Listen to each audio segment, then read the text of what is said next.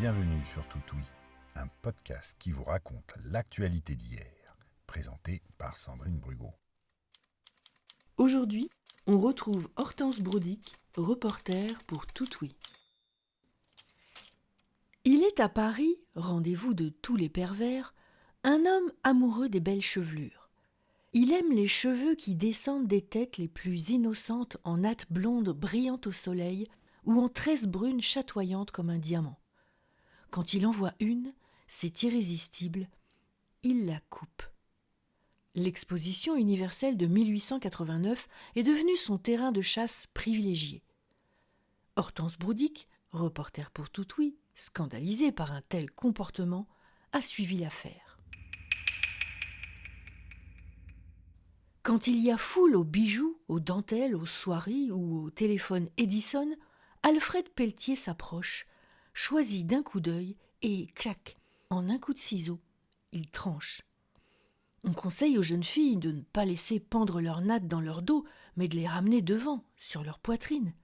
C'est quand même un comble de devoir ainsi se protéger des pervers. Mais enfin, le 23 août 1889, le coupeur de nattes est arrêté à la station d'omnibus du Trocadéro.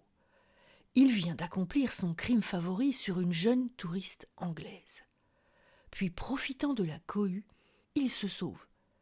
Mais, grâce aux cris poussés par sa victime, il est poursuivi et finalement arrêté.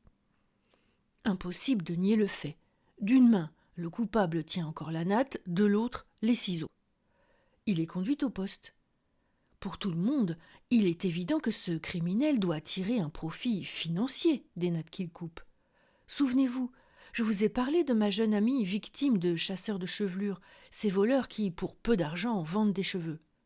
Mais l'enquête prouve qu'on n'a pas affaire à un voleur, ou du moins un voleur ordinaire.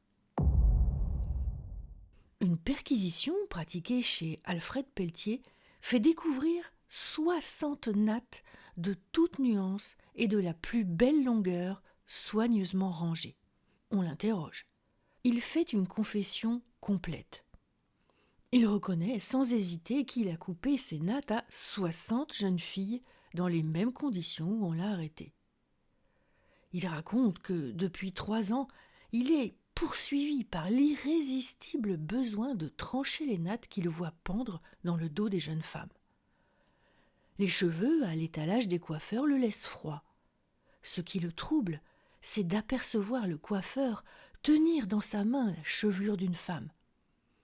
Si elle sort avec la chevelure relevée, il reste calme. Il n'est hors de lui et sensiblement attiré que par les cheveux pendants, ceux que sa main peut prendre. Ses impulsions peu à peu deviennent irrésistibles. Il se met à la recherche de nattes à couper. Quand il revient bredouille de sa chasse, il étale devant lui sa collection et demeure en face, en profonde contemplation. Mais s'il réussit au contraire, rien ne lui fait quitter la natte qu'il emporte comme une proie. Toutefois, le coupable ajoute que, revenu à lui-même, la honte le prend. Alors, il jure qu'il ne recommencera plus. Il assure qu'il se juge plus sévèrement encore que les autres ne le font. Il y a des moments où il se jetterait sur un agent de ville en le suppliant de l'arrêter.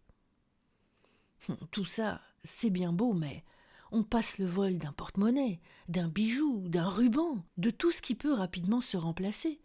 Mais une superbe natte qui suppose tant de soins, qui a mis tant d'années à pousser, est une perte irréparable. Pelletier est donc envoyé devant le tribunal correctionnel. Les juges, démunis devant pareil comportement, demandent son examen mental par un comité de médecins experts pour estimer sa responsabilité pénale. Les malades de cette espèce ne sont pas très rares, si nous en croyons le docteur Paul Regnard, et les aliénistes actuels leur ont donné un nom, ce sont des fétichistes. Ils appartiennent à la classe des dégénérés. Les fétichistes collectionnent certains objets. Ils en deviennent amoureux et tous leurs sentiments affectifs se trouvent détournés vers ces objets souvent bien singuliers. Ce ne sont pas des aliénés complets. Ce sont simplement des originaux qui cachent soigneusement leurs idées folles, qui vivent la vie de tous et qu'on ignorerait toujours si quelque catastrophe ne venait révéler leur manie maladive. On peut encore citer les collectionneurs de boutons, de bouts de ruban, de fragments de dentelle. Les mouchoirs sont aussi des fétiches communs. Les médecins concluent que Pelletier est un aliéné. Il ne relève donc pas de la justice des hommes. Le tribunal de Paris approuve l'avis des médecins et prononce une ordonnance de non-lieu. Alfred Pelletier est placé dans un asile d'aliénés. Cette histoire vraie s'est écrite comme les autres grâce aux sites Gallica et Retro News de la Bibliothèque nationale de France. Vous trouverez toutes mes sources en description de cet épisode. Vous y trouverez aussi un lien vers ma page Tipeee pour me soutenir financièrement et me permettre d'écrire de nouvelles histoires. Ce podcast vous est proposé par Sandrine Brugot. S'il vous a plu, merci de le faire connaître en le partageant, le commentant et en l'étoilant. À bientôt sur Toutouille.